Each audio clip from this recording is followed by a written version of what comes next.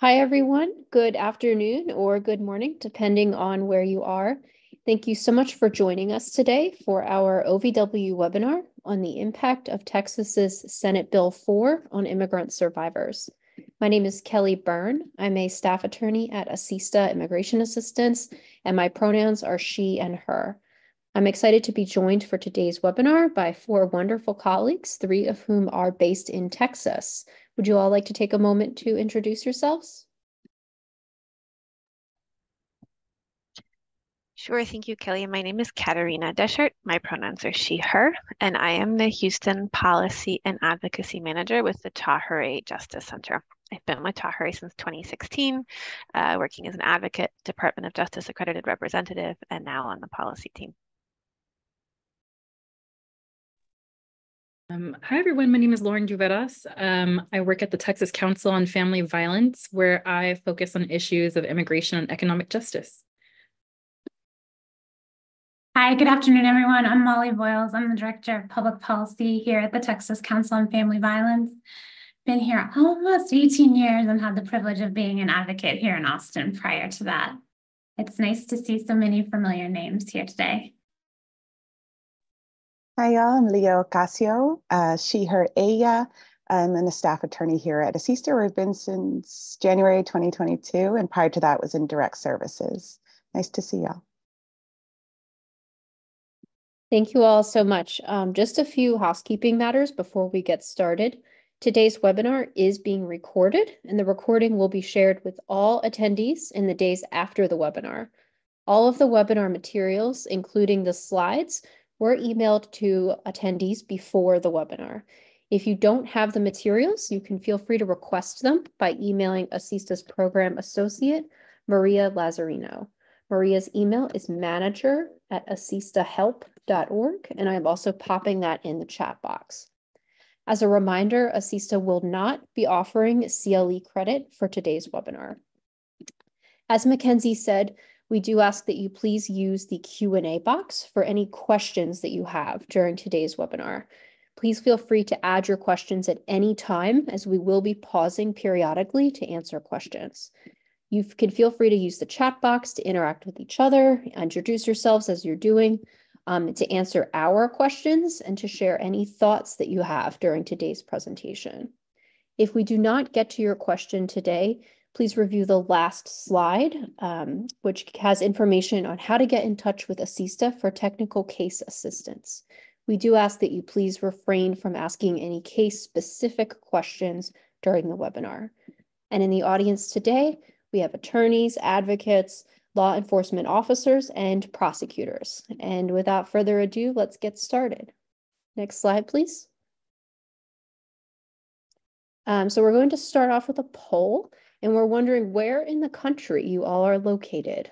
Are you in the Northeast, the Mid-Atlantic states, in the Southeast, in the Midwest or the Plains states, in the Southwest, including Texas, or in the western part of the country? Okay, so we see the vast majority of you are in the southwestern part of the country, including Texas.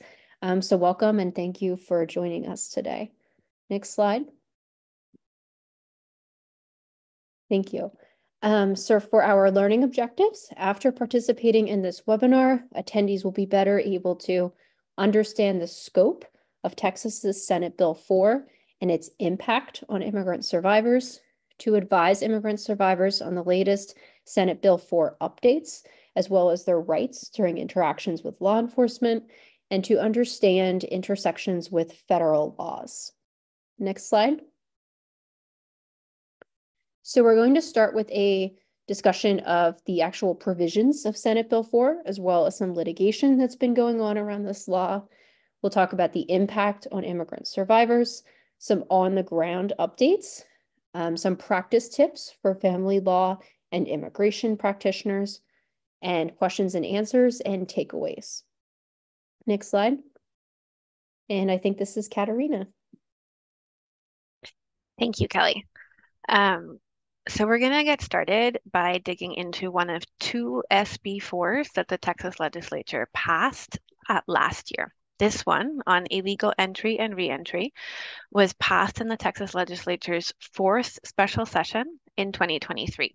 It's important to note that the legislature passed another anti-immigrant bill in the third special session with the same bill number that increases the mandatory minimum penalties for smuggling. And Lauren is going to talk a bit about that other law later on in this training. The fact that these two bills have the same bill number has caused and continues to cause confusion for both advocates and communities here in Texas. And because of that confusion, you'll sometimes see this illegal entry bill being referred to as HB4/SB4 in order to distinguish it from the other one, which is also being weaponized against immigrants and advocates in Texas. Next slide, please. Before we get too far into the specifics of the law, I do want to just state where we are with implementation and litigation of HB4/SB4. This law is not currently in effect. There have been a total of 3 lawsuits filed against this bill.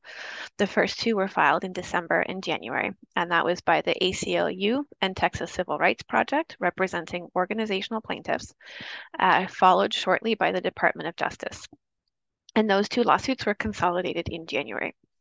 The central argument of both of these lawsuits is that HB4/SB4 is preempted by federal law, which means that immigration law is in the sole jurisdiction of the federal government, and Texas doesn't have the legal authority to make its own immigration laws. That is supported by Supreme Court precedent under Arizona v. U.S. in 2012. However, the Texas Office of the Attorney General indicated to the legislature last year that they were interested in challenging that precedent. There have been a number of copycat bills filed in several states across the U.S., so we are certainly heading towards argument at the Supreme Court on this law. The last update in this case was that the Fifth Circuit Court in Louisiana took oral arguments in early April on the merits of the injunction that the judge in the lower court ordered against the law. The injunction prevents the law from going into effect. The Fifth Circuit has not yet made a ruling following that hearing. If they uphold the injunction, then the law will not go into effect. If they overturn the injunction, then the law will go into effect. Either way, whatever decision the court makes will likely be appealed to the Supreme Court. A third lawsuit by the National Immigration Law Center and the Mexican American Legal Defense and Education Fund, representing individual plaintiffs, was filed in March. That case has not yet been set for a hearing. Although the law isn't currently in effect, it has already had a chilling effect on both immigrant survivors as well as service providers working with immigrants. Next slide, please. What does HB4/SB4 do?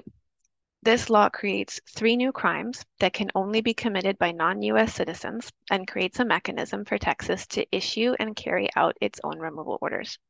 We'll dig into each of these crimes in a moment, but they are illegal entry from a foreign nation, illegal re-entry, and refusal to comply with the order to return to a foreign nation. Next slide, please. Starting with the first one, this applies to people suspected of being a non-citizen who entered Texas from a foreign nation at any location other than a port of entry. As it's written, this law shouldn't apply to people who entered through a port of entry or someone who entered the US outside a port of entry, but into a state that isn't Texas. However, depending on how this law may be enforced, someone who is unable to prove their status or manner of entry may still be subject to arrest and either charges or transfer to ICE or CBP. This offense does provide an affirmative defense for people with approved asylum, DACA, or some other form of lawful status at the time of arrest. However, Texas statute does not define what is meant by lawful status, so there is some ambiguity there regarding who can use this defense. Additionally, an affirmative defense is something that a person presents at court. So having status doesn't guarantee protection from arrest. And importantly, there is no protection or defense for people who have pending applications for status or are eligible to apply. The law explicitly prohibits the abatement of proceedings, which means stopping or postponing the case pending the outcome of an immigration application. Next slide, please. This offense applies to people who are suspected of being non-citizens and are entering, attempting to enter, or are found at any time, anywhere in Texas after having been denied admission, deported or removed, or having departed the US with an outstanding order of removal. Under this offense, there is no defense or exception for people who were previously deported or denied admission and then later obtained status. Refusal to comply applies to people who have been issued an order to return to the foreign nation where they entered the US and refused to leave. While the first two offenses in this new chapter are misdemeanors with some exceptions, this offense is categorized as a second-degree felony, which carries a sentence of up to 20 years in prison. Mexico has not made any formal agreement to accept people who are not Mexican citizens who may be deported by the state of Texas at the border, and in fact has explicitly stated that they have no plans to do so. Next slide, please. Enforcement of HB4 SB4 is not limited to the border. People can be arrested anywhere in the state. There are, however, prohibitions on arrest at certain locations. Peace officers are prohibited from making arrests at primary and secondary schools, at churches and other places of worship, and at healthcare facilities if the person they want to arrest is there to receive treatment, or at safe, ready facilities if the person they want to arrest is there to receive a forensic sexual assault exam. Next slide, please. You'll have seen in the previous slides that the law authorizes peace officers to make arrests. Peace officers are defined in the Texas Code of Criminal Procedure and include a long list of different categories of law enforcement officers going far beyond just police and sheriffs. The list also includes school resource officers, parks and recreational patrol officers, fire marshals, and many others. Next slide, please. Okay, let's talk about removal. The law provides two ways for Texas judges to issue removal orders. The first is pre-adjudication, either at magistration, which is a probable cause hearing or a bail hearing, or during the prosecution, a judge may issue an order in lieu of continuing to prosecute if the person charged agrees and there aren't other criminal issues listed here on this slide. It's important to note that Texas law does not require magistrates to be attorneys, but they would now be authorized under this law to make citizenship determinations and issue removal orders. Next slide, please. Post-adjudication, or after conviction, a judge is required to issue an order to depart. HB4 SB4 explicitly precludes eligibility for deferred adjudication, community supervision, or parole for any of these new offenses.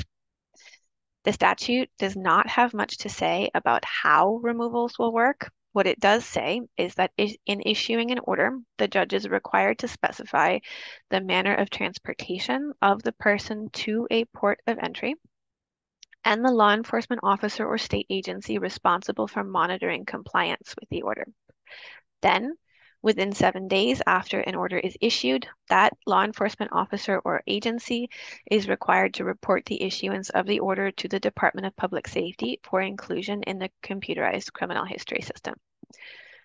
During litigation, however, attorneys for the state of Texas have stated to the Fifth Circuit Court that their intention is that law enforcement will bring people to a port of entry and watch them cross the border into Mexico. I'm going to pass the mic now to Lauren, who is going to cover the other SB4, which, as a reminder, was passed in an earlier special session by the legislature. Thank you, Katharina. Next slide, please. Oh, thank you. So this SB4 went to effect in February of this year.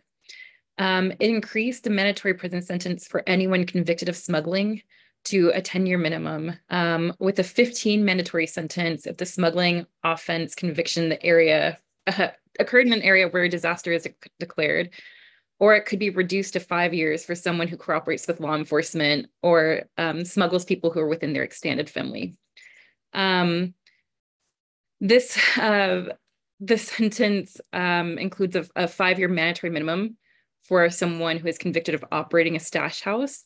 And like HB4 SB4, enforcement of this provision is not limited to the border of Texas. This could happen. Somebody could be pulled over and arrested under this in any part of the state. I want to check in with Katharina because I know that Tahirih trains on SB4 a lot, and I know that she had some things that she maybe wanted to add to this part. So just wanted to check in and see if there's anything that you want to cover on this slide. Nope. Okay. Doing great, thanks. Next slide, please. So there are some affirmative defenses to the mandatory minimum provision of SB4. You have an affirmative defense available if the person that you are in the car with is a first or second degree relative. You have a reduced sentence available to you by about 5 years if that person is within the third degree of your family. And then anybody beyond that would not be an affirmative defense or eligible for reduced sentence. At this point, I'm going to go ahead and hand things off to my colleague, Molly Voyles. And next slide, please. Thank you, Lauren. Thank you, Katharina. Hi, everyone. And I'm about to go over some of the impact here in Texas, but I also want to honor, I see so many of our fabulous colleagues and allies and programs across the state. So know that we know you have much impact to share. I love that Kelly mentioned at the beginning, we've got a large group, so how we all share can be different. If you feel comfortable, there's the chat, the Q&A. If you feel less comfortable, there's a chat to the hosts and panelists. I just want to point out that piece too. And I know we all differ on how we share information. And I say that because we're going to offer some impact, but we know you guys are living every day thinking about the impact. There's a great reason you showed up here today. You'll see here on the screen just a stat that many of us hold every day. And I say advocates, no matter where you're situated, I bet if you came here today, you are an advocate.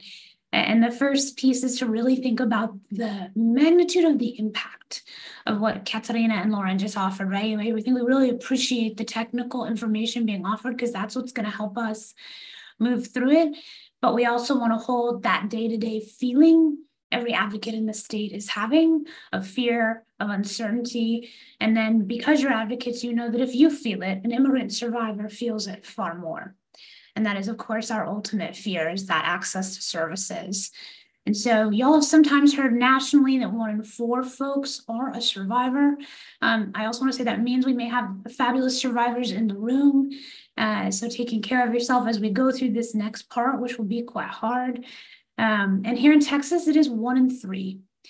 And 1 in 3 is the stat that is for all of Texas. But each of you who are advocates know that when you experience polyvictimization, more than one victimization or polyvictimization, you experience additional vulnerabilities. Perhaps you are from a community of color, or an undocumented immigrant, or an immigrant, or someone who has lack of access to resources, then that 1 in 3 is no longer valid, right? It is traditionally much higher. Perhaps you identify as LGBTQ, perhaps you identify as a trans survivor. Every time those victimizations and those vulnerabilities compound. So the 1 in 3, that is all of Texas. We offer that because we want to hold that 1 in 3 is an astronomical number of people affected by intimate partner violence. And now so many immigrant survivors in our state impacted by additional fear and uncertainty for all of the things Katharina and Lauren reviewed. And we'll go to the next slide. The other piece is that here at the Texas Council on Family Violence, we often take on research to really look deeper into the issue. We had the privilege of working with Dr. Lori Cook-Heffron here in Texas from St. Edward's University and a number of other fabulous researchers on our state plan a few years back. And one of the things that was really important to us was to understand the experience of immigrant survivors in our state, right, in Texas. And y'all may know this, so you'll have to you can chime in if you want to add to it.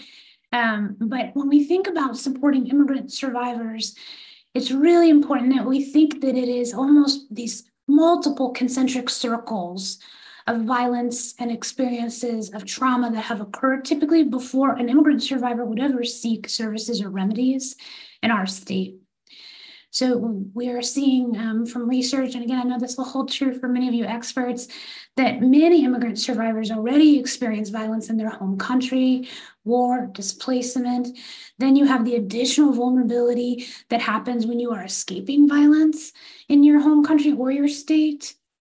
And then that migration can exacerbate any risk you have for additional violence.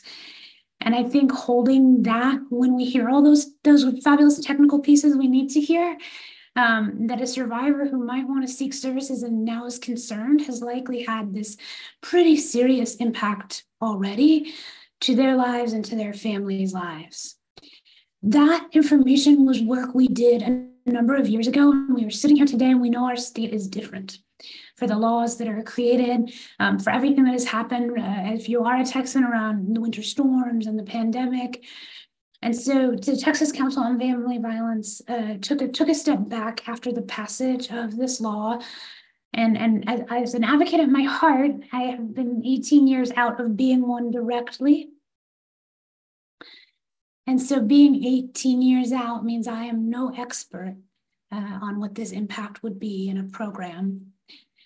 We sought here at TCFV to meet with the experts, which are programs around our state, who offer support and services to survivors and hold expertise on the impact. We're going to offer you some of those high-level insights, and we also want to really honor any information given to us, so you'll note everything Lauren is about to share is de-identified and summarized so that y'all can understand the impact for providers with no provider feeling they are being identified. And with that, I'll have you go, I think, to the next slide, and I will turn it over to Lauren. Before I do, I want to leave you with this quote. This is from that report I mentioned from Dr. Cook-Heffron that really just highlights that, if you have experienced violence, then that increased enforcement and the uncertainty that would accompany it presents a nearly and sometimes insurmountable barrier to getting support.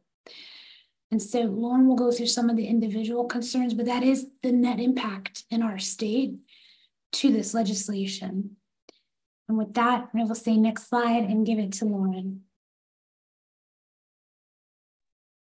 Thanks, Molly. So we had a couple of really wonderful opportunities to talk to some of our programs and some of the service providers in our state who work closely with immigrant survivors. And we wanted to hear from them what some of the issues on the ground that they were concerned about was. A huge thing, as you can imagine, is that they were concerned about the impact to their ability to provide services. So family violence programs worry about SB4 creating barriers, specifically in their ability to provide transportation to immigrant survivors. But also, as you can imagine, how SB4 might change their relationships with their local law enforcement. We know that there are law enforcement officers who are attending today. We're really grateful that you're here, and we know that you guys are also really wanting to make sure that survivors are safe. So thank you. Next slide, please. The programs that we spoke to also describe some concerns about the legal challenges that SB4 might create for them. So, so they were concerned about how SB4's provisions, and particularly the ones that are already in effect, might interact with different protective orders or visa pathways. I don't want to say too much about this, so I'll go ahead and ask that we move on to the next slide. Advocates in particular were worried about the increased minimum provisions of SB4. And again, in those situations that involve transportation. And then again, those same concerns about interactions with law enforcement. And then, as you can imagine, there's a lot of confusion about SB4 and about how it's going to interact with federal law and how enforcement is going to work beyond the United States. I believe at this point, I'm handing things back over to Molly. So thank you.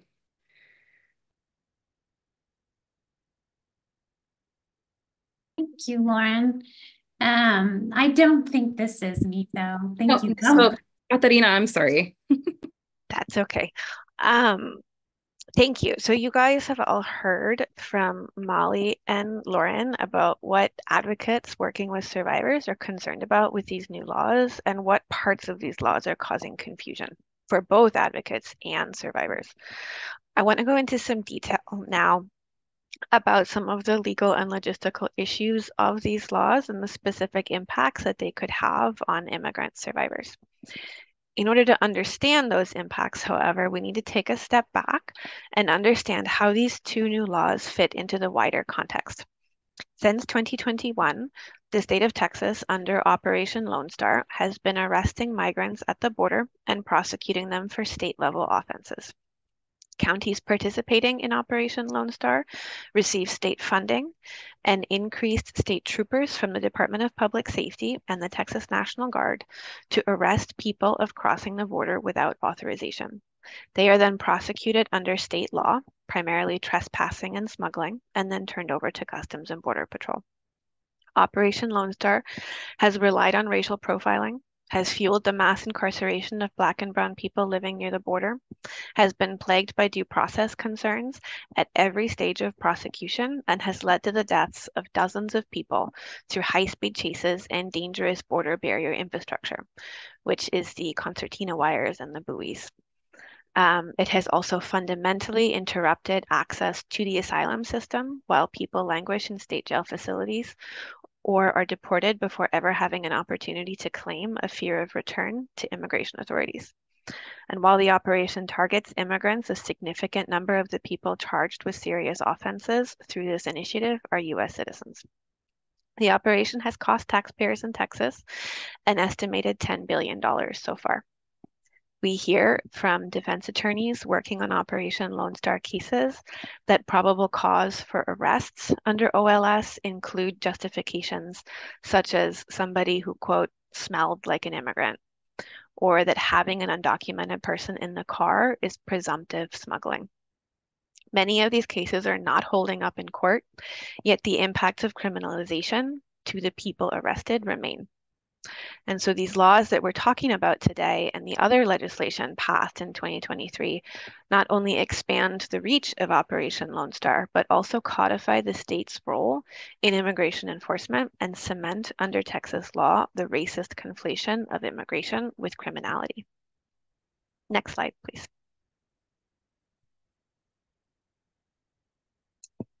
It is in this context that HB4 SB4, the illegal entry and re-entry law, further criminalizes immigrants and cuts survivors off from legal protections.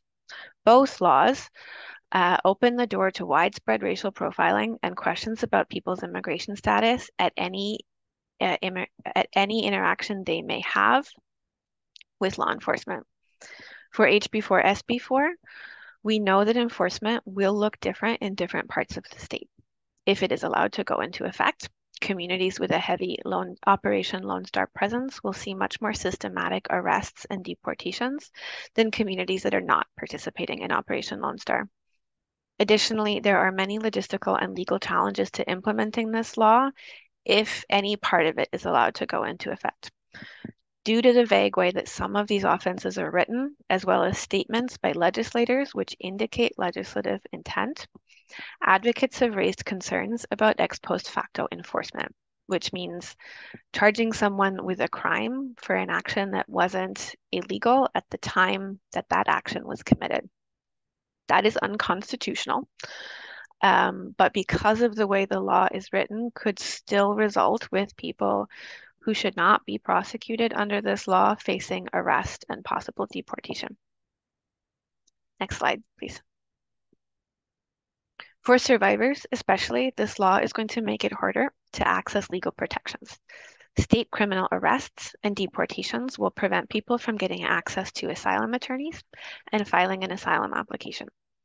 Since HB4 SB4 isn't consistent with federal law with regards to pending asylum applications, asylum seekers may lose the opportunity to pursue their claim at all if they are removed and then unable to return to the US to file an application or continue with one they'd filed previously. And because the law prohibits the abatement of proceedings, which is the postponement or stopping of a case for pending applications, asylum seekers and others may be faced with the choice between abandoning their claim or up to 20 years in prison for refusal to depart. Next slide, please. HB4 SB4 also opens up survivors and anyone to questions about their immigration status in any kind of interaction that they have with law enforcement, including, importantly, moments where law enforcement are called to assist a survivor of crime. Our local law enforcement have long put out the message to the community that they do not arrest survivors of crime when they call for help. But we always advise caution when a survivor may have an outstanding arrest warrant or may disclose a violation of state law that could lead to an arrest. Under this new law, many survivors would be in that position. It could come up during requests for U visa law enforcement certifications, as well as other civil legal relief that involves the criminal legal system.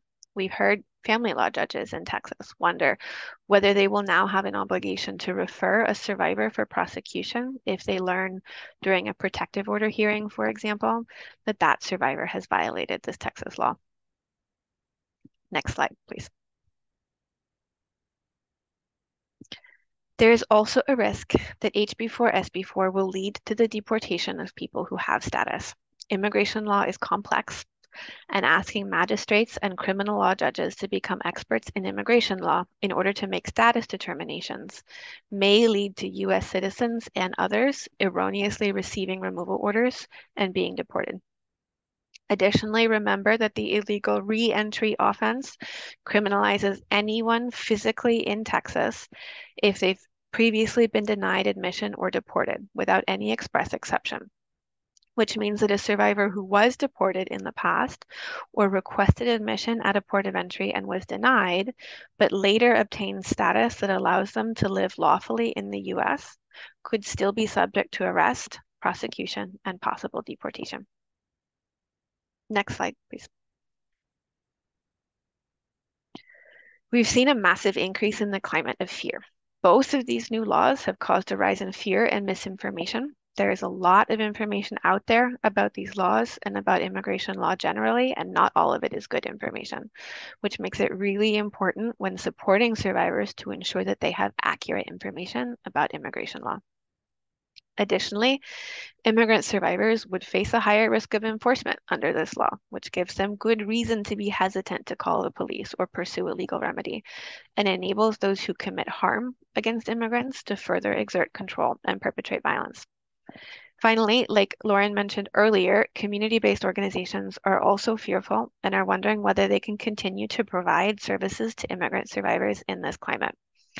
Although neither of these laws says anything about service provision or service providers, and historically the state has been clear about not using immigration laws to target organizations providing basic needs, in the wider context of Texas's anti-immigrant rhetoric and policies, there is a narrative that attempts to criminalize both immigrants and the organizations that serve them. Next slide, please. Finally, we've also seen a pretty drastic expansion and exportation of this anti-immigrant agenda into other parts of the country. In the last few months, there have been at least 24 states to file bills similar to HB4 SB4 or other Texas anti-immigrant laws in their state legislatures. Many of these bills are advancing and passing, even when those states are nowhere near the border. Recently, the DOJ has filed suit against newly passed anti-immigrant laws in both Iowa and Oklahoma. Texas's flawed and racist narrative on border security is rapidly changing how immigrants and immigrant survivors in particular are able to access local support systems and pursue justice wherever they may be in the US. In this environment, it is increasingly important that we as service providers understand what legal protections exist for our work with immigrants so that survivors can continue to access our services.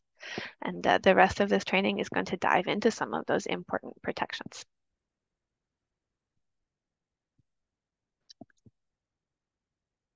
Next slide, please.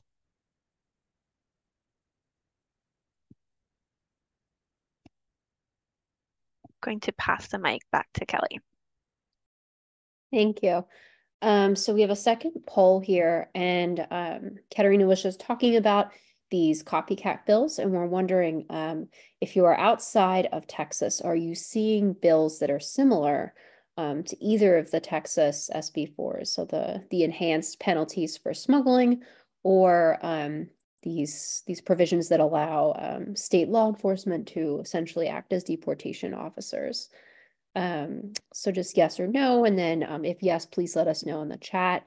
I see someone already mentioned the Iowa bill, so thank you for that.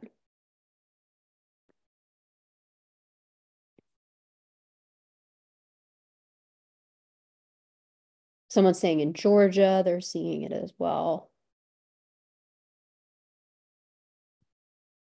Mississippi. Seeing most of you are saying no, so that's encouraging, but there are a significant amount of people saying yes. Seeing also Wisconsin. People are saying no in Puerto Rico, so that's good. But thank you for letting us know. Next slide, please. And does anybody have any questions so far for any of the presenters? Oh, and I'm seeing someone is saying, not seeing any copycat bills, but efforts to overturn sanctuary city efforts in New Mexico. So thank you for that. Definitely an attempt there to expand state power and limit the power of localities and cities.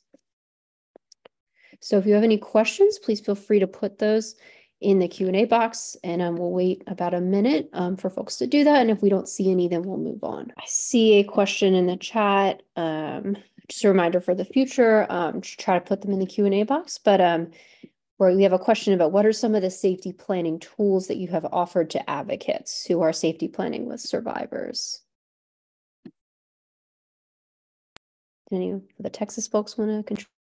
Sure. On our end, anytime legislation passes that has impact, we try to do tailored supports for our advocates because we know their needs are different. So certainly if you are a part of TCFB's network, we have offered supports. Some you're about to hear. So specifically talking a little bit about privacy and non-discrimination. Excited to be here. I will say we definitely made sure advocates had this link. And then we continue to look at additional training supports specific to immigrant survivors. So I think those are some of the pieces. I also want to say, I know this is not the purpose of this session, so if you do have stuff going on in your state and you want to text us about some of our navigation, both Lauren and I are happy to get emails about that too, if there's technical assistance that would be supportive there. So that's some of it, and we're also happy to answer questions in more detail if you're working to support advocates in your state too. Thank you, Molly. See another question. Just to confirm, this is in the Q&A, someone without legal status is at jeopardy if none of the protections apply, correct? For example, someone riding an Uber would not be protected.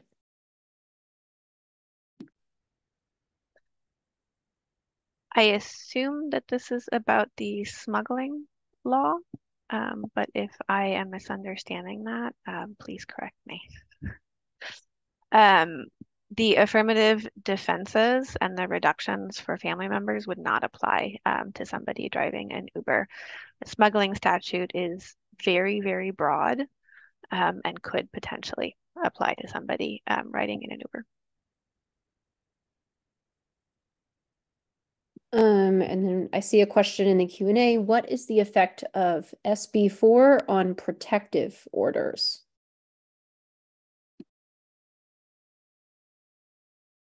I think some of what Lauren was offering is that there's right now in general a lot of fear of what impact will be, right? Because that piece, and I think Katharina and Lauren did a great job of the distinction, but the piece that might have more impact, the fourth call Senate Bill 4 is not yet in effect. That said, anything that chills help seeking.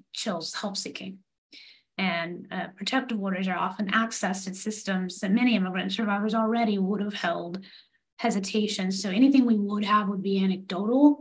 But certainly when you believe there will be additional barriers or scrutinies or in fact, legal implications, I think Lauren was kind of outlining there's that fear right now. Already, all of the press causes just as much concern many times, right? Until you have those trainings, either know your rights or understanding. As Katharina, I don't know if Katharina or Lauren want to offer more, but.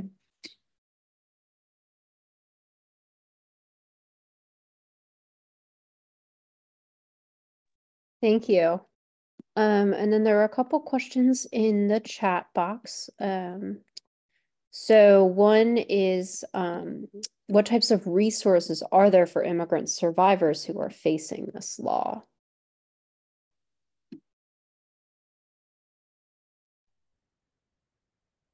I am going to put a link in the chat to a Google Drive toolkit with a lot of resources that are generally about these new laws and the rights that people have.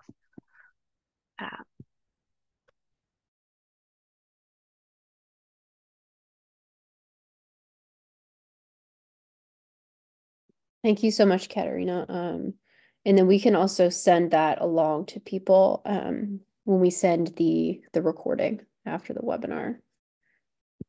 I see a question about, is transporting a client who is undocumented still considered smuggling or helping an immigrant survivor relocate to a different state?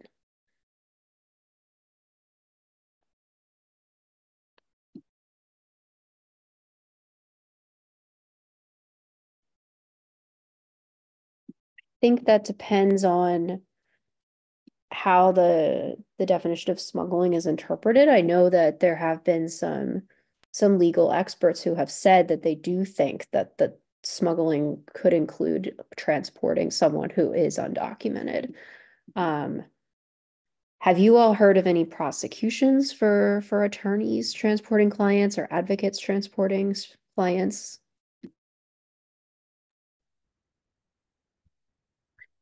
We have not heard that come up. There is a huge fear of that, certainly. And the smuggling statute doesn't prohibit that explicitly, but it is not, we have not seen it come up. And one of the things we might offer, and again, I want to say I'm offering it not as legal advice, not as an attorney, but frequently this has come up even before the passage of this law, not just around providing transportation to immigrant survivors, but also a young survivor seeking services. In Texas, we have a unique network of laws that allows you to serve a minor for up to 14 days. So we have routinely had family violence centers throughout our state ask those questions. Even though we're not going to talk about it today, one of the kind of key things, if you are a family violence advocate, and I want to say this would pertain to those family violence advocates who are in a program that receives funding from the Family Violence Prevention and Services Act in particular, which is every health and human services funded program in our state, and probably many of you from other states. So if you have a fix the dollar, you can keep this in mind. You are required to provide voluntary services. This probably sounds familiar. You usually think about voluntary services a bit more around service provision. It is the idea that under that law, no services can be conditioned on the receipt of shelter. But what it also means is survivors have agency and choice. So it means harboring and smuggling becomes much more difficult, right? Because a survivor comes and goes when they want, they make the choices when they want. So it's also important as you proactively work with your partners in law enforcement or prosecution, which we often say having these community conversations, not when a case happens, but prior is better, to have folks understand that you are bound to that too. So if I'm a survivor and lawyer's advocate, where I go and when I come, that is up to me, which means some of the pieces that sometimes are more traditionally argued are harder because I don't have any idea when I'm coming and going. We just offer that. It's not a part of this today, but it is usually a typical part of any discussion around the relevant laws to that question. Thanks so much, Molly. Getting lots of great questions here. I see one in the Q&A.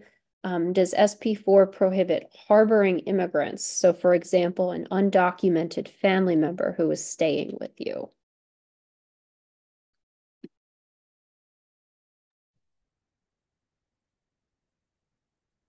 Neither of the SB4 statutes speak to that. Thank you. And then we had another question in the chat that was just to the host and panel, so I'll read it out to everybody. How are domestic violence organizations in Texas managing services for clients who are undocumented? I think this could be for the panelists, but also if anybody in the chat wants to say what they're doing, that would be great. Yeah, I think you have such a wonderful group of experts here in the room, but one of the things is, and y'all will know this, right? Again, I think everyone here is probably an advocate. Many times we may not know that information. In our state, I think all the other states here, right? What matters is, are you a survivor and are you seeking services and what can we offer? So traditionally at hotline and you would not need to know that. And you would not know it. Now, that doesn't mean there aren't times that advocates, of course, do great work to support immigrant survivors. But I think that piece is huge, that we always say intake shouldn't be at hotline, right? Hotline is a moment of critical connection for a survivor. So typically if you're managing services, you're managing it based on the victimization, not your status.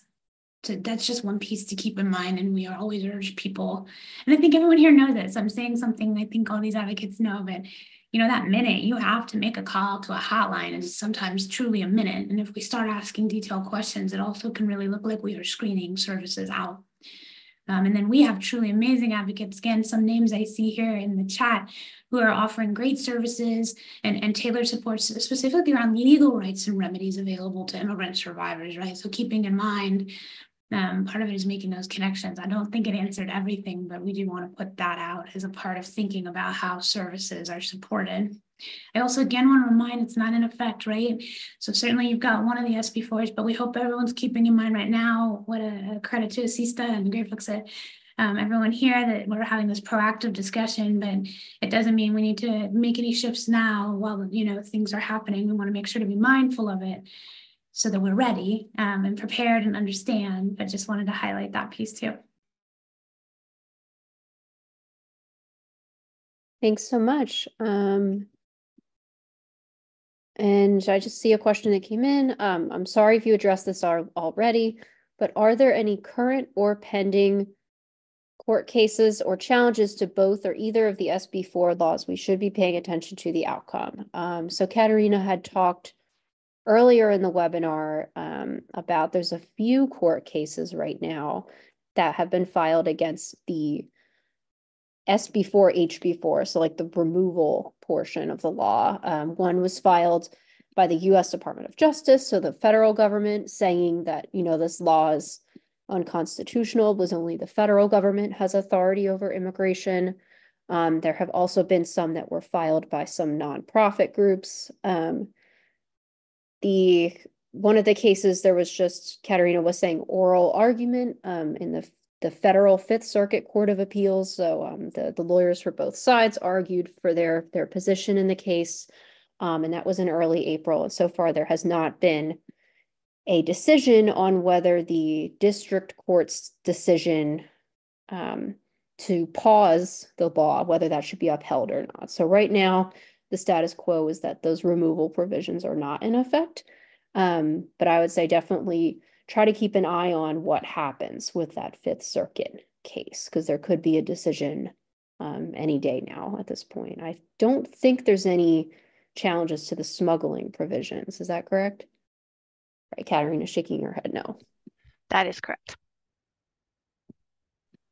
Okay, thank you, everybody. We're going to go to the next slide. And I think this is Molly. Yes, thank you, everyone.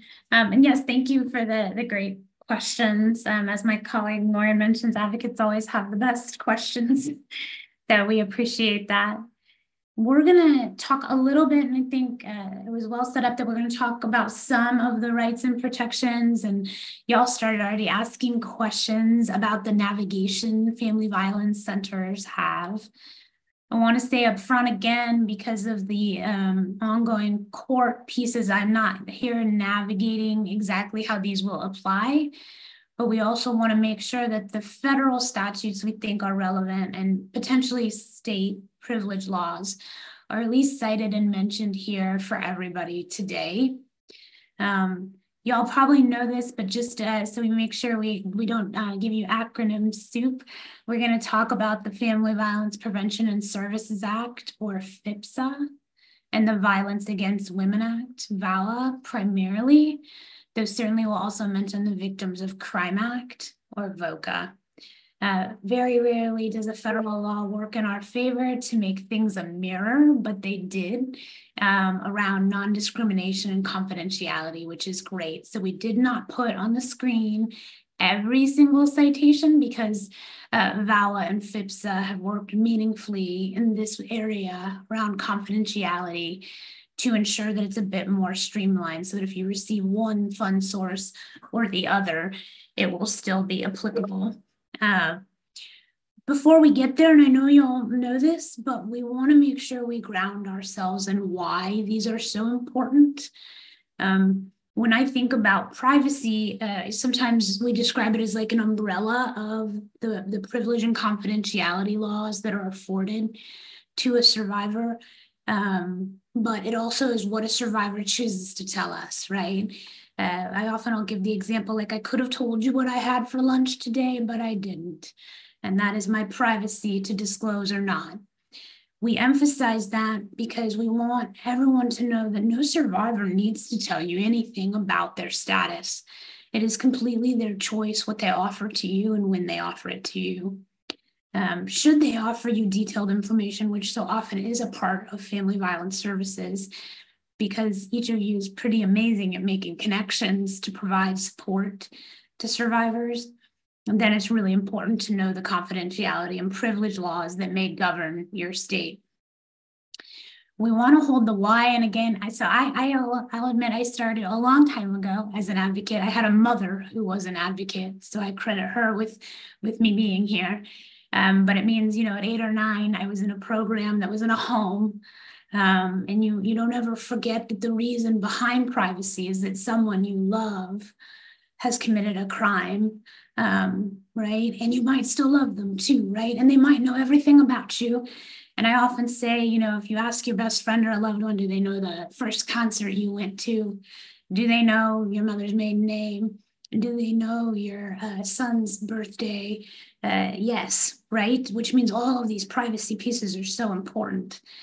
And so as we talk about it, we want to just kind of highlight that and hold it, that it can create challenges. And it also is what gives survivors a sense of safety, that whether or not it's because you're going to discuss a rape within the context of your relationship with someone you loved, or it's your immigration status, the privacy matters when you are talking to someone.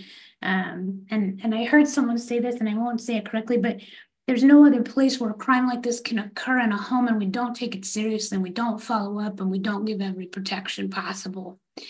And so we want to make sure that even as Katharina is doing such a great job making sure we have the technicalities, that we remember like this piece too, and we hold it at the same time. We also know that every bit of research has shown us that a survivor will have increased vulnerabilities when they are an immigrant survivor of violence. And we talked about it earlier, so we just want to hold that's another reason that privacy is so important. And then I'll have you go to the next slide. Thank you.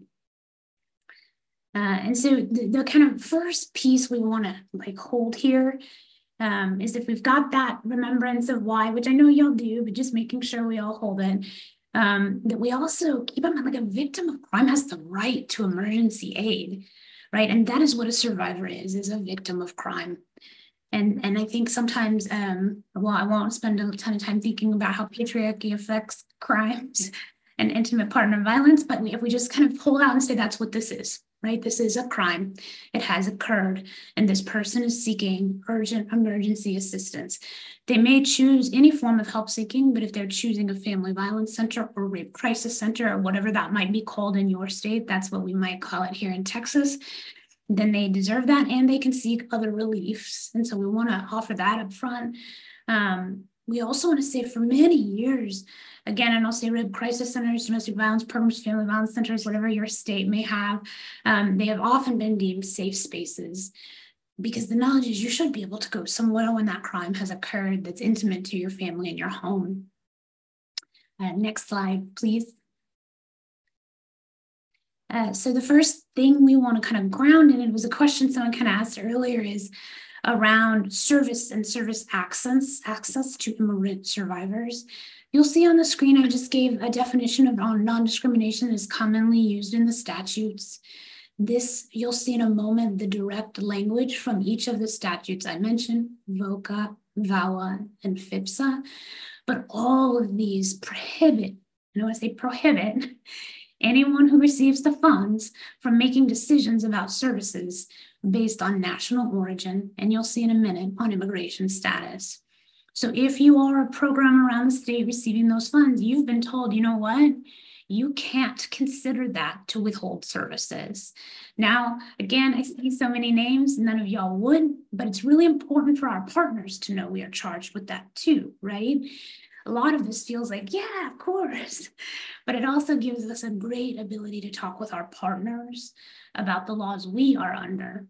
And so you'll see on, I believe, the next slide, and again, it's going to be a really great chart. You can tell that I hand created that with some folks that are our partner coalition. You'll see the direct language in the citation. And I want to say the citation on the right actually belongs to another slide, so I wouldn't go there if I were you. It's just additional resources. But underneath each is the actual statutory citation.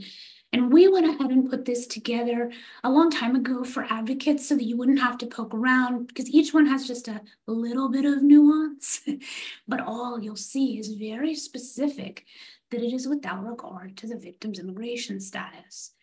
And I think that's for all those who did amazing policy work before us, who saw how important it was to explicitly name that this was an important service. And that should not be considered. And we want each of y'all to have this. And thank you to Kelly, who's mentioned you don't have links, but we want everyone to have the direct language. In a moment, we'll talk about how can you offer it and how can you have these conversations with partners. But we want to hold that that's, again, you're legally prohibited. And not that anyone here would, but it means you can really tell all your partners, this is how we are required to do business and services. We'll go to the next slide. The other piece that is really important to hold up, and I think all of you navigate it every day if you are in a family violence program, a rape crisis center, is that you actually, as a condition of taking the funding you receive, have said, hey, I will agree to certain terms. Obviously, you agreed to the non-discrimination term we just reviewed. You also agreed to confidentiality requirements. These requirements have evolved from the original inception of the Violence Against Women Act into the most recent ones. I think 2005 was the last substantial update around confidentiality. We chose to utilize the FIPSA language here. Many folks, that is a more common funding stream at this point than the Violence Against Women Act, but they are very close mirrors, and we are happy to make sure you have citations for everything that's helpful. But it essentially says that if you have any records or any information about a survivor that pertains to their services or anything that would be personally identifying, you must keep that information within your center. It also designates that anyone outside of your center is a third party. So say you would like to call Lauren or I, we are a third party. You'd like assistance from Katharina, a third party. Anyone outside of your agency is a third party. And that's so that survivors can go somewhere, share their information, and know it won't go other places. That has always been critical. It's even more critical in light of some of these laws that have been passed, to know that when I am here talking to you as an advocate, it will stay with you. There are, of course, exceptions. In the federal statutes, you'll see on the screen, any bit of privacy, any bit of privilege, and any bit of confidentiality to the survivors to own. It is never ours to make a decision on someone's information. And y'all know this, we are often only working with survivors for a small amount of time, which means they have navigated their safety with so much expertise until the day they met us. And so we can inform of risks and we can offer options, but every part of the choice is theirs. So they can release any bit of information anytime they want, so long as, for example, you listen to Katharina's presentation and you're giving outlines of the risks to a survivor. We are a state, Texas, and I'm not sure how everyone else is, but we are a mandatory reporter state. Everyone in our state is a mandatory reporter of child abuse, neglect, and exploitation, and same with adults that are elderly or have a disability. It is important that we make sure everyone know that. And then there are provisions around a court order that likely are further navigated by your state privilege laws. All of this is to say that these services you offer are meant to stay confidential. And again, this is the Family Violence Prevention and Services Act language. The Violence Against Women Act is very substantially similar, and VOCA just has small differences. And so we want folks to remember that this is still in effect. It absolutely is an agreement you made. And we can go to the next slide. Sometimes folks will say, well, who do these protections apply to? We say it's everyone, which just makes it much easier to navigate. It means a child is afforded this right. It means a minor who is using any particular law your state may have to seek services, they might have the right. It means an immigrant survivor has the right. And it means the moment you picked up the hotline call, the right started.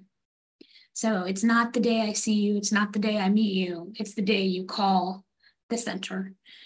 Which hopefully for all advocates makes it just easier to remember that these protections were intended to cover the umbrella of services you offer. And next slide. Thank you. As we navigate this, we always like to offer some fundamentals. And I think I already mentioned the first one, that at the end of the day, the confidentiality was meant to afford survivors agency and choice. It is often the first time they feel they have agency and choice. And so making sure they understand the risks and that you say, what would you like? What would you like, right? Because it means every part of their information gets to be navigated by them. The other thing we often say is you can't presume consent. So if Lauren is telling me, yeah, that's a great idea. And then I think, well, Lauren thought it was a great idea, so I'll go ahead and have that conversation. Absent a release, I don't have that permission, right? This more often comes up when I'm no longer working or supporting a survivor. Maybe it's been a few years and I have a record somewhere. You would need to be able to reach out. Without that permission, you do not have permission, which sounds a little silly, but is true. And so when we talk about privacy confidentiality rights, you need to make sure you actually have that consent. And we won't do a whole training on privacy, but there's certain specifics under the law of what you must have in a release. So we'll keep that in mind too. It has to be fully informed consent. And that is the huge piece and why we're so glad folks are here today. Because if I say, to Kelly, you could tell me anything, Kelly. And Kelly will like, this is wonderful. And then like 2 days later, I'm like, well, except these 5 things. Because then these 5 things I got to tell someone about. That's not fully informed consent. I did not give every tool available to understand. And so knowing some of what Katharina's offered even today to go, let me talk it through, let survivors make an informed choice. This one's really hard if you're in a community. I actually had the privilege of working both in a rural community and an urban community. In a rural community, this was almost harder. So I might be a great friend to you, law enforcement, a great friend to you, district attorney's office, a partner, and it doesn't waive this. No trust I build, no belief in you, takes away a survivor's right to information because they may not have the same relationship. And so we want folks to kind of understand that piece, right? That your regard for someone is fabulous and it will create a great community conversation, but it does not waive or change a law. And then you also want to make sure that everyone who's in your program understands this information. And this is just a high level overview. If you're in Texas, we're always happy to help you. And I bet you all in other states have fabulous coalitions that equally would be happy to help on a more detailed overview. And we'll go to the next slide. Because, we are here in Texas, we are very familiar with our laws and we don't want to spend a ton of time going through the intricacies of our privilege law with everyone here, but we do want to give this resource. It's a couple years old. They give that caveat from the Confidentiality Institute. If any of y'all have ever heard a presentation from Alicia Aiken, she is amazing on this issue. But it would be really important for y'all to go back and look and see if you have a state victim advocate privilege law. Sometimes I like to think about there's privacy, which is the choice that I make to tell you something or not tell you something. There's confidentiality, which is an agreement I make to a funder usually that I will or won't do something in support of a protection. And if you have a victim advocate privilege law, I am prohibited legally from disclosing anything. Texas has that statute, as do over 30 other states. If you do have that, you want to be well versed in it. Almost all of them have exceptions. And making sure you have that information, because that means if you are an advocate, you are legally prohibited from disclosing a great deal of information. If you're in Texas, you're welcome to email Laura and I, but this chart has many states. If you think you've had one in the past couple of years, then you might not find yourself in the chart, but we did want to point that out.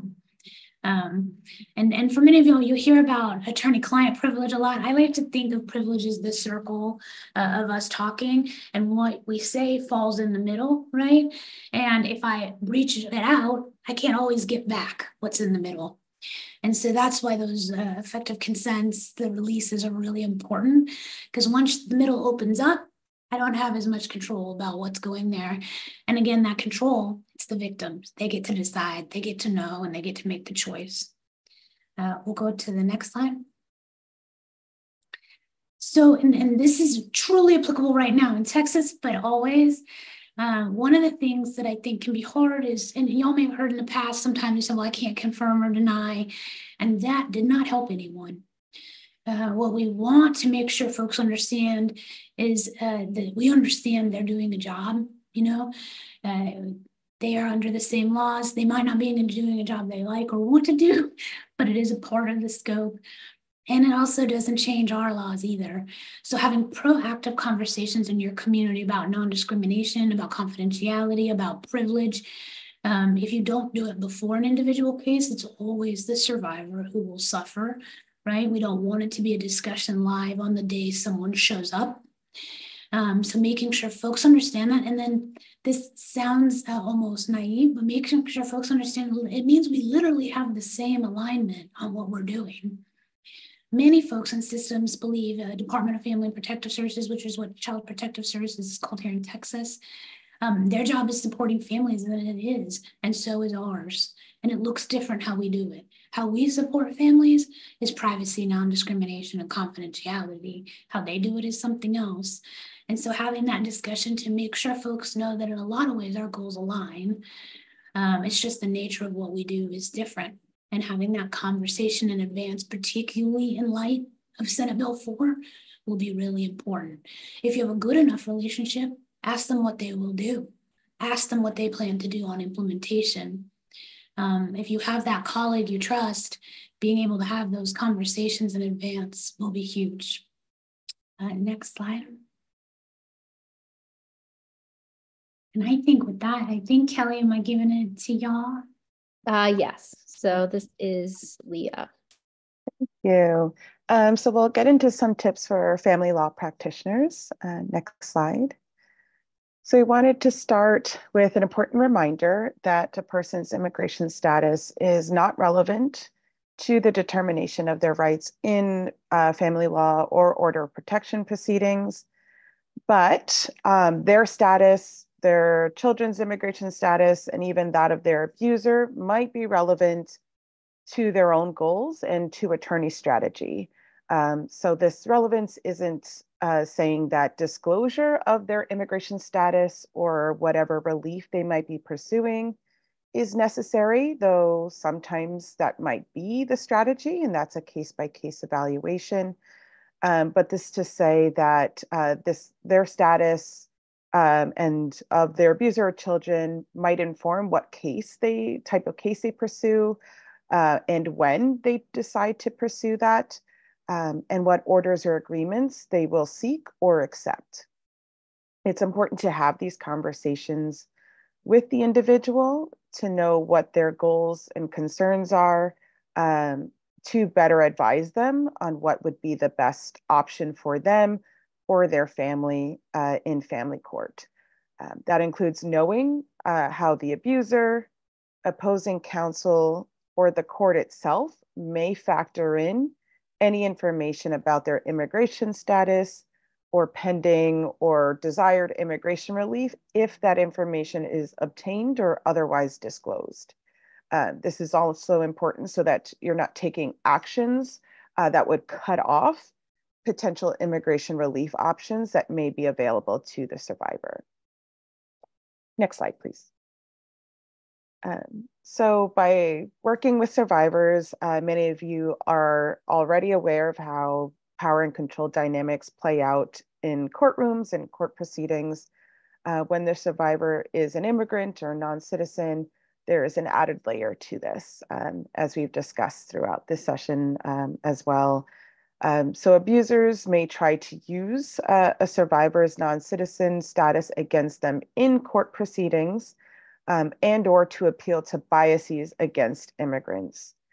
They can also use a survivor's non-citizen status outside of the courtroom in negotiations for settlement agreements, however informal. And so that can look like directly threatening or hinting at the possibility of reporting them to ICE, for example, and threatening thereby like their detention or deportation and therefore separation from their children, for example. Next slide. Here we want to flag certain policies that exist. So protected areas are locations that provide essential services or activities.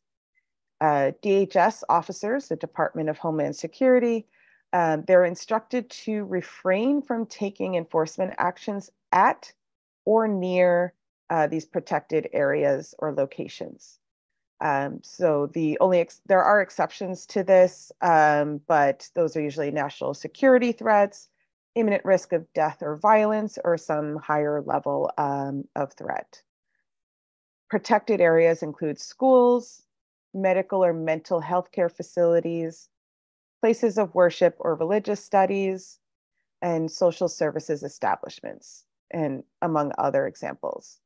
However, courthouses are not included in this protected areas policy. There is a separate policy relating to civil immigration enforcement actions in or near courthouses. So on the screen there explains what would have to be involved for an enforcement action to occur in or near a courthouse. And you'll see that it's similar to the exceptions to protected areas, national security threat, imminent risk of death, hot pursuit, imminent risk of destruction of evidence. And so even though courthouses are not protected areas, this policy is to discourage enforcement actions in or near courthouses, which we did see for some time during the last administration, which had certainly a chilling effect for survivors going to court for family cases or even orders of protection. Next slide, please. So just briefly wanted to touch on divorce and immigration.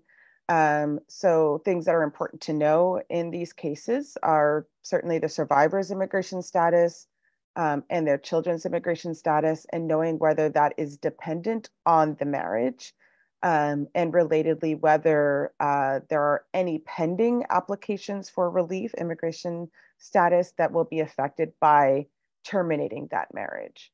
Another thing is the I-864 affidavit of support. So this is a legally binding document where a sponsor, which typically includes a spouse in spousal relationships, tells the government they will support the immigrant or immigrants financially until certain conditions are met.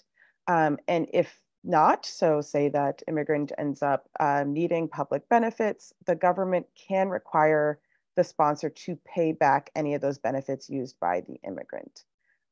Divorce does not terminate this requirement. Whether the abuser is actually seeking an annulment or alleging marriage fraud will be important because that can affect someone's status or ability to obtain certain forms of status. Marriage fraud is a major allegation that can affect the eligibility for a lot of forms of immigration relief. And then relatedly, want to know what the effects of any divorce or annulment will be on any possible case. So VAWA, as mentioned earlier, Violence Against Women Act. The I-751 waiver is for those who got a conditional permanent residency based on their relationship, so usually spousal. And so those only last for 2 years, and then they are supposed to file together, a joint filing, to get that 10-year green card. But there is an abuse waiver and other waivers potentially available where that joint filing is not possible.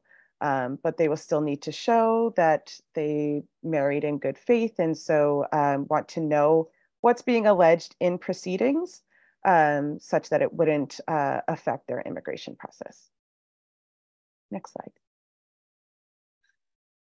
So about building an immigration case, anytime a survivor is pursuing immigration relief, they have to provide the evidence necessary to demonstrate they are eligible for that form of relief, meaning that they meet every element required.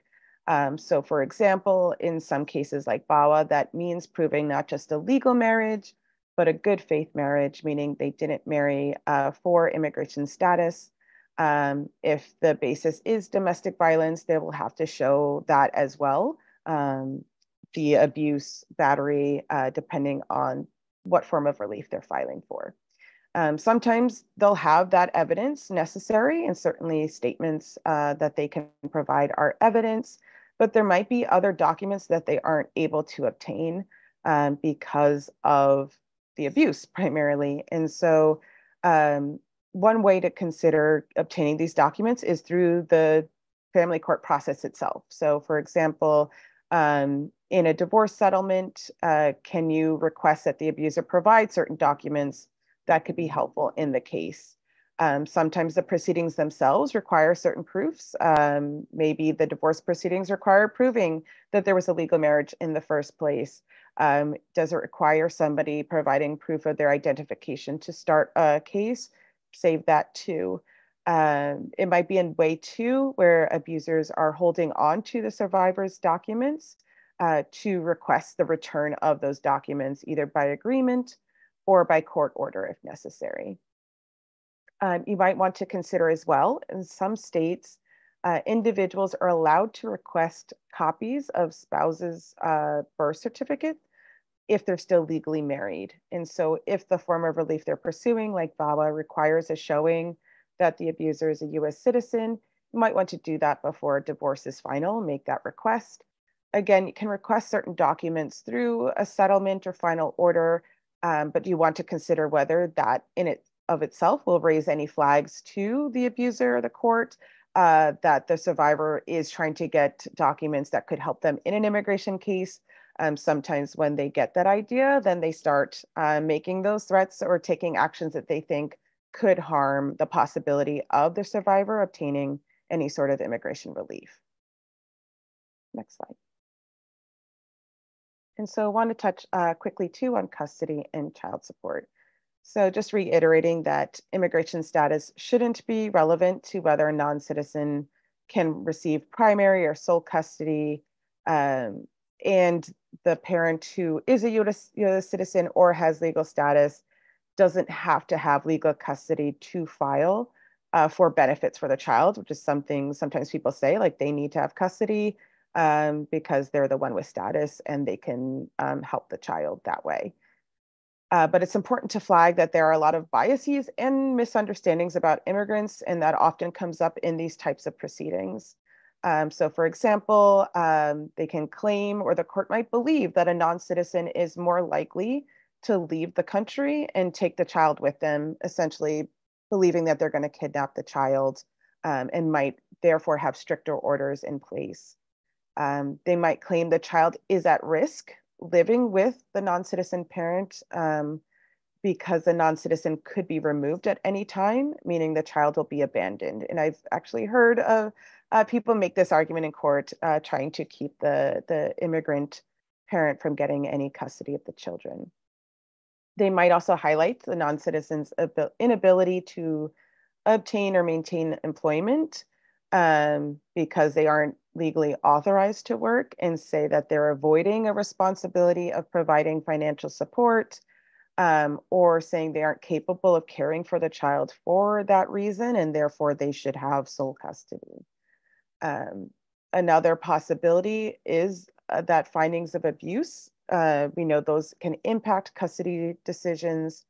And while those findings can support an application for immigration relief, sometimes those accusations come from the abuser, alleging that the survivor is actually the perpetrator. And so that's something to be cautious of. And even where that's not the case, these investigations where there are allegations, particularly by the abuser, or if there are cross allegations, oftentimes like a guardian ad litem for the child gets involved, and or CPS, Child Protective Services, or some third-party report. And that can mean that raises flags about the survivor's ability to protect the children. And we've seen some disingenuous arguments sometimes that though the survivor themselves are abused, that their failure to leave the situation with their children means that they are essentially at the same level as the abuser. Greatly disagree with that, but something to flag to best handle those situations when they arise, and ideally prevent those kinds of arguments from being made.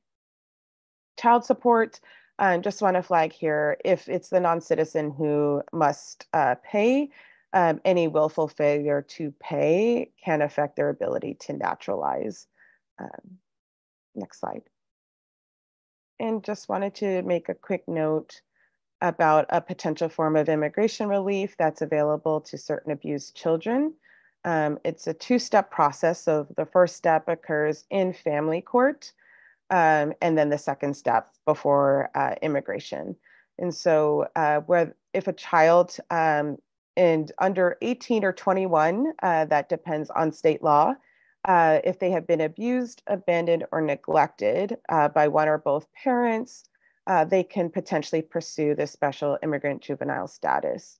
And so what they would need is, before the family court or juvenile court, is what's called a special findings order that lists what's on the screen, makes those findings, and with that files an application before USCIS to request status based on that abuse, abandonment, or neglect.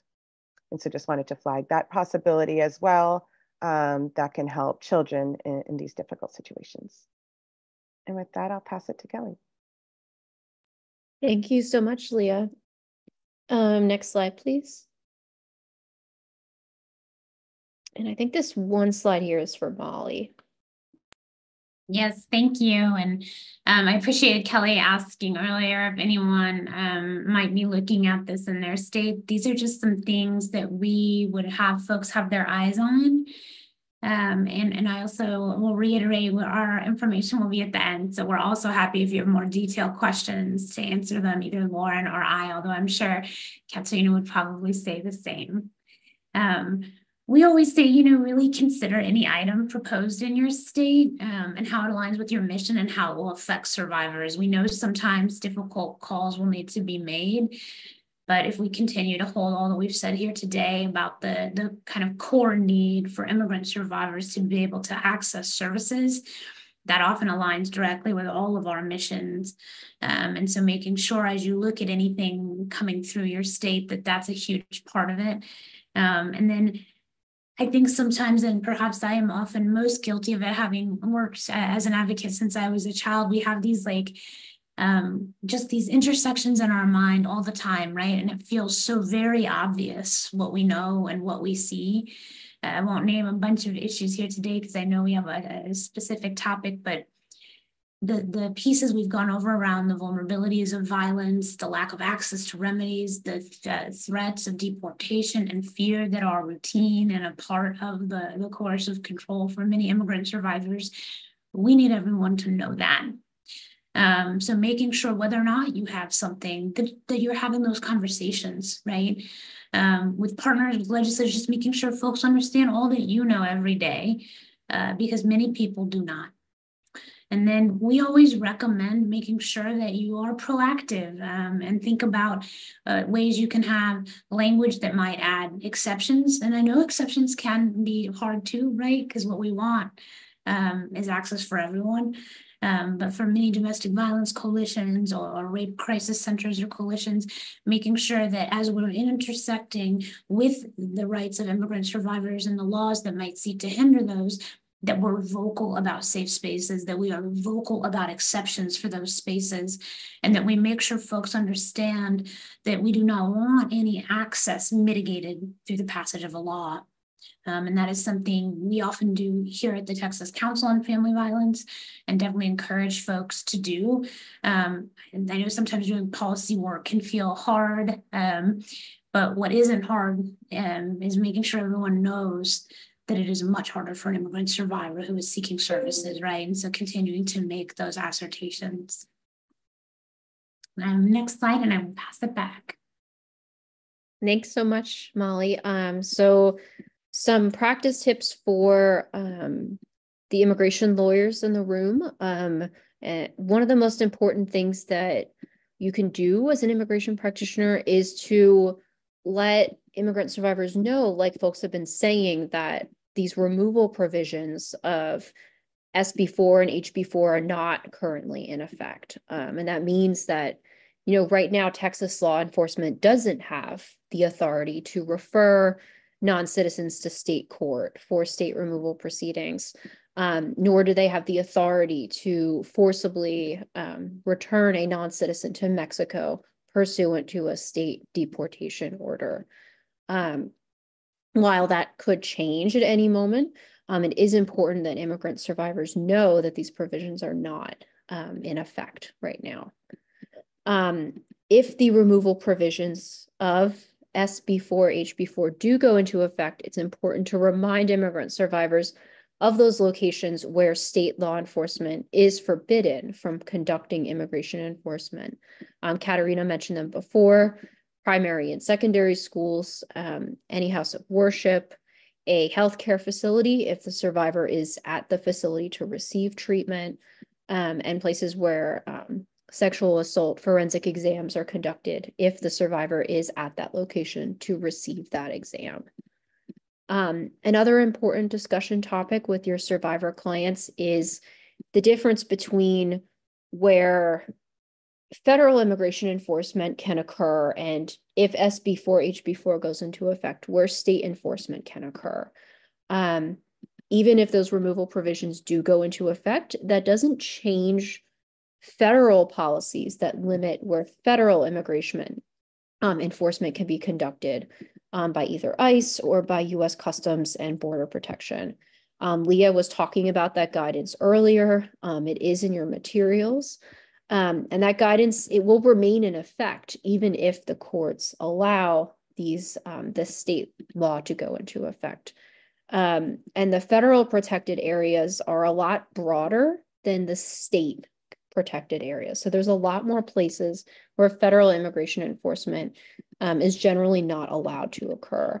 And Leah listed some of those places, includes domestic violence shelters, child advocacy centers, supervised visitation centers, and family justice centers. Those are all places that state immigration enforcement would not be prohibited if this law went into effect, but where federal immigration enforcement still would not be allowed. It also includes places like child care centers, playgrounds, food banks, weddings, funerals, as well as many different types of medical facilities, even if the non-citizen is, accompanying someone else who's receiving treatment, even if they are not there themselves to receive that. So it's important that immigrant survivors know that places where ICE and Border Patrol can operate are still limited, even if this law goes into effect. And while there are some exceptions to that federal guidance, a person being undocumented, that's not that's not a reason that would allow federal immigration officials to conduct enforcement at a protected area. And then finally, someone had talked about this in the chat, which I thought was really great. If your survivor clients have children, it makes sense to work with them to develop a child care plan in the event they are taken into police custody. Well, no one wants to think that the worst case scenario will happen. Having a plan for the immigrant survivors' children, that's a way to help them alleviate at least one source of anxiety and to also promote their autonomy, which is, taken away from them when they are detained. The Immigrant Legal Resource Center has a family preparedness plan, and there's a link to that in your materials. And that's a really good place to start when you're thinking about how to work with survivors to develop a plan for their children. Next slide, please. As Katharina was discussing earlier, the enhanced penalties for smuggling are actually currently in effect. And there are some legal experts who have said that the state definition in Texas of smuggling could be interpreted broadly enough to encompass people who are transporting folks who are undocumented within the state of Texas. And while Lauren was talking about that affirmative defense for transporting certain close family members, like Katharina was saying, an affirmative defense is asserted in court, so it wouldn't necessarily prevent someone from being arrested. And, the best option, especially with access to immigration relief, where immigration often looks badly on even just arrests, is to try to avoid entanglement with law enforcement at all, even if it's just an arrest. And to do that, the best option is, if possible, avoiding transporting undocumented people within Texas in terms of immigrant survivors, avoiding transporting undocumented people. It's important for attorneys to inform their clients about the potential consequences of transporting undocumented people within Texas, not to scare them, but in the interest of providing accurate information that allows them to make an informed decision about how they're going to proceed. It also makes sense to work with survivors to brainstorm alternatives to transporting undocumented people within the state of Texas. It's also really important to advise immigrant survivors that if they do encounter law enforcement, that they shouldn't lie to law enforcement. They shouldn't present any false documents or try to flee from law enforcement. And that applies to both, state law enforcement and also if they were to ever have any type of encounter with ICE or with Customs and Border Protection.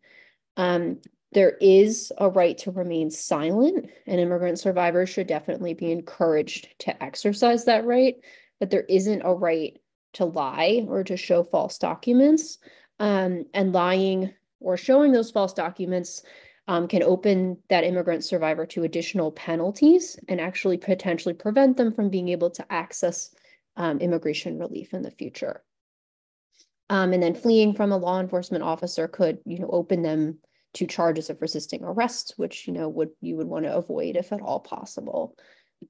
It's also important to be candid with immigrant survivors and to answer their questions honestly. We don't want to cause panic or unnecessary alarm, but it's also important not to, sugarcoat a situation or make things seem better than they are. Having accurate information is really important to an immigrant survivor's ability to make decisions about how they're going to proceed and about their own lives. And as a lawyer, it is your job to provide that information. Next slide, please. Luckily, If these removal provisions of SB 4HB4 go into effect, that doesn't change the fact that immigrant survivors, regardless of their status, do have rights under the Constitution during their interactions with law enforcement. All people who are in the custody of police, so that doesn't necessarily mean, they're in like jail, but like they're not free to leave the situation. If they're in police custody, they do have the right to remain silent and to have an attorney provided to them by the government if they can't afford one. There are some Texas-specific exceptions to that right to remain silent if people are stopped when they're driving, but even those exceptions are pretty limited and only require the person to provide some basic identifying information. They don't require the person to tell law enforcement where they were born or their country of citizenship, and non-citizens should be discouraged from providing that information to law enforcement. If a non-citizen is arrested, law enforcement can engage in a limited search, even if they don't have a warrant. And because of that, it's best to advise immigrant survivors not to carry any documents that identify their country of citizenship, or the place where they were born, or their immigration status, because it's possible that if they were arrested by law enforcement, that law enforcement could find those documents in a search and potentially use that against them later. Exceptions are that survivors should carry lawful permanent residency cards or green cards as long as they're valid, valid work permits, and valid visas. And survivors should always be encouraged never to carry false documents because, again, they potentially could be found during a search. These searches that are allowed if someone's arrested, the purpose is pretty limited. It's to disarm a suspect. So if they're armed, take away their weapons, and to prevent the suspect from destroying evidence. If the search goes beyond those purposes, it's probably unlawful, and a criminal defense attorney could challenge that search later on in court. There's also special rules that are important to know about if a survivor is stopped while they're driving. There's special rules about which parts of a car can be searched if a person is arrested without a warrant. These are only allowed in 2 cases. So the first is if the person who was arrested is within reach of the car, which they wouldn't be, right? If they were handcuffed in a police car, they would not be within reach of their own car. Or if there is a reason to believe that evidence related to the crime that they are arrested for is in the car. So if someone was arrested for a crime like driving without a license, for example, it would be unreasonable and probably illegal for the police to search that entire car without a warrant, because they wouldn't need to do that to find evidence that the person doesn't have a driver's license. And the US Supreme Court has actually upheld that type of search would be illegal. And if in those cases, if an immigrant survivor was to be arrested, their criminal defense attorney could challenge that type of search in court later on. Another really important thing for survivors to know is that law enforcement always needs a warrant to search someone's cell phone. So to be able to unlock the cell phone and look at the contents, law enforcement is always going to need a warrant for that. Even if the person was arrested, they cannot just look at someone's cell phone without a warrant. One exception to this warrant requirement, which is going to be relevant in a second, is that if the suspect consented to that search, then it becomes legal, even if there was no warrant. And that's why it's important to tell your immigrant survivor clients to never consent to a law enforcement search. So sometimes when people are stopped, law enforcement will be like, can I take a look around? It's really important to tell immigrant survivors to not ever consent to a search, because that makes it much more difficult for their criminal defense attorney to challenge it later on in court. It's also important to tell your clients that if the removal provisions of SB4, HB4 go into effect and they are arrested by state law enforcement, they have the right to refuse to consent to removal. So Katharina was talking earlier about how there's this process where when someone is arrested, the magistrate can enter a consent order of removal. The non-citizen does not have to agree to that order of removal.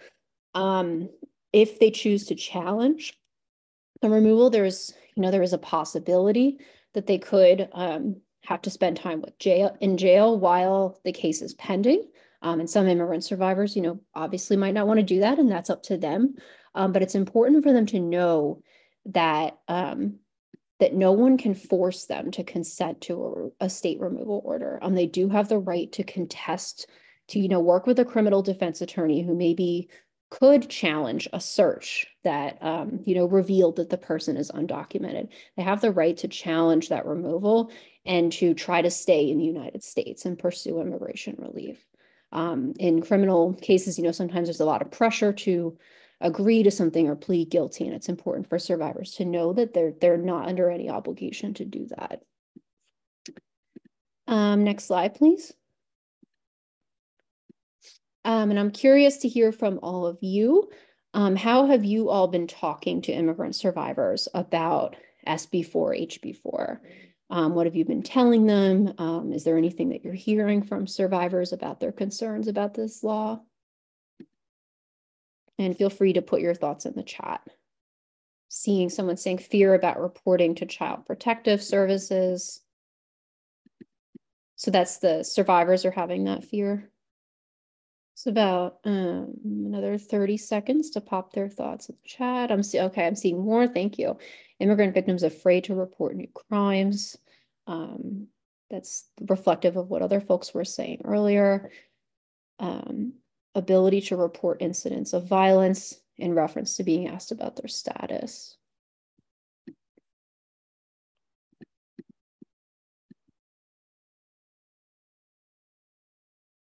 Thank you. Thank you everybody for sharing. Next slide, please. The most important tip that I have is for immigration lawyers is to, and even advocates can order these cards and give them to immigrant survivors they work with. We in the immigrant practice community call them red cards. There's an organization called the Immigrant Legal Resource Center that created these cards that you can order for free, and they're available in multiple languages. On one side, it says in English, I'm asserting my right to remain silent. I'm asserting my right to not consent to this search. So the one side is kind of directed to law enforcement. And then the other side explains, in whatever language you choose, explains to the immigrant themselves what their constitutional rights are in the United States. And it's important to give those to survivors and then explain that if they ever have an interaction with law enforcement, that they can hand law enforcement that card. And that's essentially a way to assert their right to remain silent, which Leah gave a really good answer in the chat to someone who had asked about, how do you invoke the right to remain silent? Handing law enforcement one of those cards would be one way to do so. And if the survivor agrees, it's also a good idea for lawyers to engage in a trauma-informed way in practice sessions for interactions with different system actors, including law enforcement, judges, or prosecutors. It's important to explain, why you're proposing the role play, to identify some situations where practicing might be helpful, and then to allow the survivor to choose whether they want to go through with that or not. And because, it could be traumatizing to practice an interaction with law enforcement, be sure to encourage breaks and to offer water or fidget toys while you're doing that practice.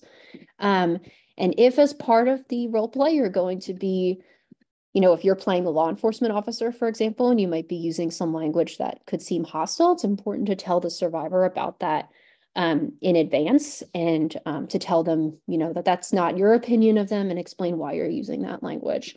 And the most important task to practice is handing an officer that red card. So the immigrant survivor can have that card with them during the interaction, and you can work with them to practice how to use it in a law enforcement interaction.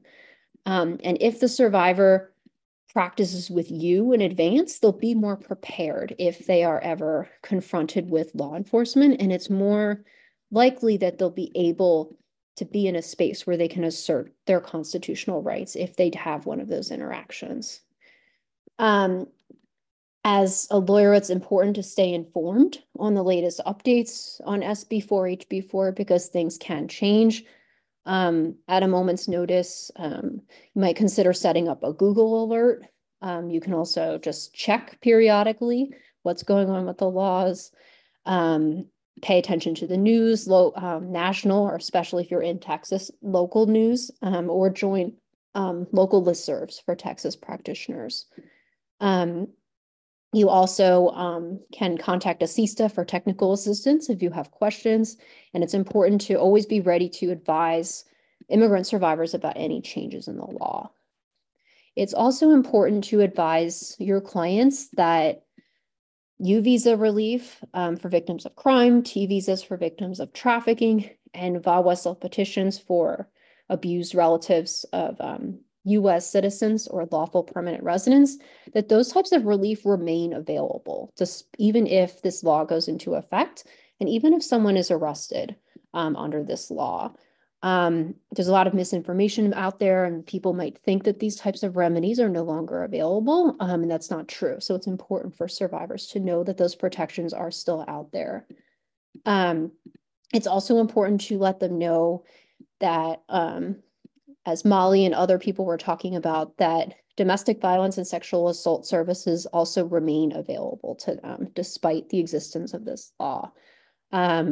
She was talking about the obligation to offer services regardless of immigration status by federally funded organizations. There's also some guidance from the federal government, which is linked in your materials index, that talks about services that are necessary for life and safety, as long as they're provided on an in-kind basis and they're not conditioned on income. If that's the case, those services do have to be offered regardless of immigration status. And one of those services is specifically domestic violence shelters. If the survivor you're working with feels uncomfortable approaching a domestic violence or sexual assault agency because of SB4 or HB4, if they consent, it's a best practice to accompany the survivor when they approach the agency and to be familiar with that guidance. So, because if it becomes necessary, you can, gently remind the agency that they do have this obligation to provide services regardless of immigration status. Next slide, please. So I see that some questions came in. I'll start with a couple that came in earlier. So there's one in the Q&A. How will SB4 affect in terms of mandated reporting? Do you have any information on how Child Protective Services and Adult Protective Services will work with law enforcement? Do any of the Texas folks have anything to say on that? It might be if the questioner would be willing to offer more clarity. Certainly the laws that make us mandatory reporters will stay in effect, but and we do know in some jurisdiction that does connect directly, right, to law enforcement. So I do see that connection. One of the things that's many years in the making here in Texas, though, is that we have done a lot of work with the Department of Family and Protective Services to be clear and guidance and in documents, though, that being in a home where violence is present does not automatically equate to abuse that is reported. Now, we know that other folks under the family code, and we can offer those citations, will have to examine if it is meeting the threshold for reporting. But we also want to say there was legislation many years ago to have us work together and think through this, and they have since put out very clear guidance that that's not an automatic report to Child Protective Services. So I would love everyone here to kind of keep that in mind. And if there's a more specific intersection, we're happy to answer more too. Thank you. And then there's a question that came in during Leah's portion. What would a survivor need to be concerned about or aware of if they are now a citizen, but the abuser used them to gain citizenship?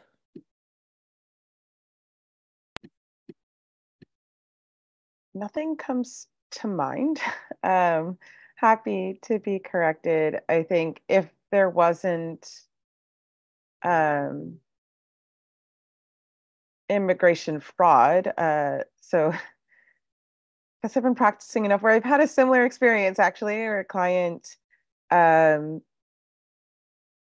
filed for their spouse after everything was said and done. Things soured and ended up divorced, and she obviously felt very upset about it. I don't know. I think there's just like the ethical conflict there, right? B, I generally tell people not in the business of helping remove folks, like of making those allegations. If someone has gotten their residency, it sounds like now they've naturalized. The only action would be if there was some fraud that they shouldn't have gotten their residency or naturalization. A risk to the survivor, I'm not sure that there is any at all. Unless they were somehow involved in any fraud, which then can open them up to issues beyond just immigration, potentially. But just the fact that they filed for their abuser who was able to get status and then naturalized should not affect them in any way that I'm aware of. That makes sense to me. That was the only thing I was thinking of, if they were somehow involved in the fraud. Thanks, Leah. I see a question, are there any protections against arrest for reportee victims? I encounter victims that are scared to report crimes for fear of deportation. So Texas folks were saying some agencies say that if someone is reporting a crime, they won't be arrested. Yeah, the laws specifically don't provide any protections, but it is very common for law enforcement agencies who are interested in public safety to put out the message that they don't arrest people who are reporting crimes. And so we work really closely with our local law enforcement partners here in Houston. And I know that a lot of folks across the state do as well, so that when survivors of crime choose to make a report, that they can do so safely. And there's nothing that prevents local law enforcement agencies from making those kinds of decisions. Thanks, Katharina. There's a question, carrying Mexican matriculas, for example, is not advisable, or Venezuelan cedulas, and those are national ID cards from other countries. I would say that unless there's a real reason that the survivor has to be carrying that document, like if they're going to their country's consulate and to be able to receive consular services, they need that document, or they're going to the bank or to some other agency where they need to show a photo ID and that's their only form of ID. I would say if this, the removal provisions go into effect, other than those situations, I don't think it's advisable, because there's a chance that a lawful search could uncover that documentation, and then that, that's proving that the person is not is potentially a dual citizen, but most likely not a US citizen. And having that in law enforcement's possession could be very problematic. And then there's the question about regarding remaining silent in practice. Can someone just be literally silent, or does the right have to be asserted? So the right would have to be asserted. Likely remaining silent itself would not be enough. They could say verbally, I exercise my right to remain silent, or if they're not comfortable doing that, they can also, if they have one of those red cards, they can hand the red card to law enforcement, and that says on it that I'm exercising my right to remain silent. And I see someone in the chat asked about the red cards. I apologize for not mentioning earlier. There's a link in your materials index to the place where you can order those cards. So if you're interested in ordering them, I believe as long as you're a nonprofit organization, they should be free.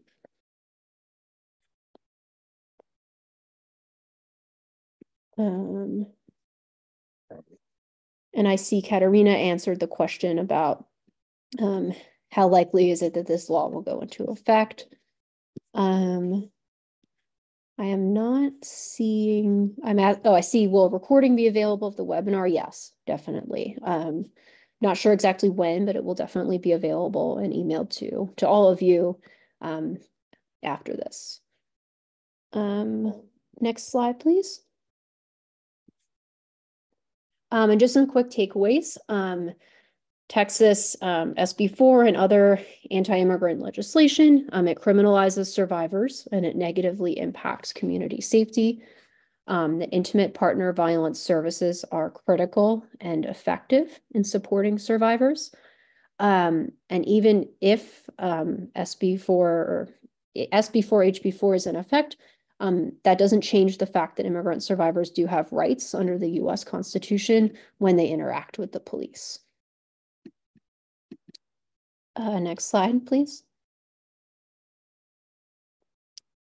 Just if you're interested in learning more about ASISTA, you can follow us on social media. Next slide, please.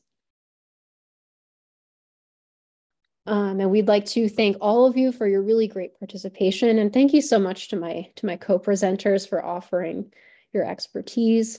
Our contact information is there. You can feel free to reach out individually if you have specific questions. We also wanted to remind you all that if you receive funding from the Office on Violence Against Women, you can receive free one-on-one case consultation from ASISTA, and we call it technical assistance. And you can make an account on our website, asistahelp.org. If you want to receive technical assistance from us, you can also email me if you have questions about that. And then we offer many free resources to OVW grantees that are available at this link. And if you receive OVW funding and you would like ASISTA to offer tailored training to your agency, we are able to do that for free. If you're interested in that, please feel free to reach out to me. Thank you all again, and I hope you all have a great rest of your day.